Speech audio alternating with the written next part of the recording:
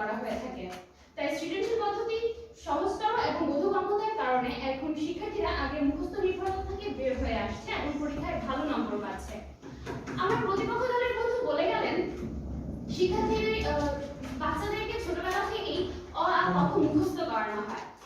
বিগত প্রতিপক্ষ বন্ধুদেরকে আমি বলতে চাই একটা বাচ্চাকে যখন আমাদেরকে যখন ছোটবেলায় অঙ্ক করা শেখানো হয় তখন কাঠির মাধ্যমে কিংবা দাগ কেটে কেটে আমাদেরকে যোগ বিয়োগ করা শেখানো হয়। এখানে কিন্তু মুখস্থ নির্ভরতা আমাদের উপর চাপিয়ে দেওয়া হচ্ছে না, বরং